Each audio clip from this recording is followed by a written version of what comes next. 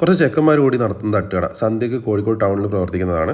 ഇവിടെ ഉള്ളത് പിട്ട്, ദോശ, പിന്നെ ദോശൻ്റെ ഒന്നും രണ്ടോ ഐറ്റംസ് കാര്യങ്ങൾ, പിന്നെ ചിക്കൻ ഫ്രൈ, ഇതൊക്കെയാണ് ഇവിടുത്തെ തട്ടുകടയിൽ. കോഴിക്കോട് തട്ടുകടയിൽ മെയിനായിട്ട് ഞാൻ ശ്രദ്ധിച്ചാണ് ദോശയും ചിക്കൻ ഫ്രൈ ഇല്ലാതെ തട്ടുകടകളില്ല. ഇനിയും തട്ടുകടകൾ വരുന്നുണ്ട് കേട്ടോ. അപ്പോൾ തട്ടുകടകൾ റോഡ് സൈഡിൽ തന്നെയാണല്ലോ ഉണ്ടാവുക. എന്നാലും അവർ അത്യാവശ്യം വൃത്തിയിൽ തന്നെ കാര്യങ്ങൾ കൈകാര്യം ചെയ്യുന്നുണ്ട്. ഇവരൊക്കെ കയ്യിൽ ഗ്ലൗസ് ഒക്കെ ഇട്ടിട്ടുണ്ട്. ചില ഹോട്ടലുകാരുണ്ടാവും കയ്യിൽ ഗ്ലൗസ് ഒക്കെ ഇടും, പക്ഷേ എങ്കിൽ എന്താ കാര്യം, അവർ ആ ഗ്ലൗസ് ഇട്ട് അതിനെ കൊണ്ട് തന്നെ പൈസയും മേടിക്കും, സാധനം എടുത്ത് കൊടുക്കുകയും ചെയ്യും. അപ്പോൾ ഇത് പിടിയെന്ന് പറയും. പക്ഷേ ഇതൊക്കെ കഴിയാനായിട്ടുണ്ടായിരുന്നു. ഇത് ചിക്കൻ കറിയൊക്കെ കൂട്ടിയിട്ട് കഴിക്കുന്നതാണ്.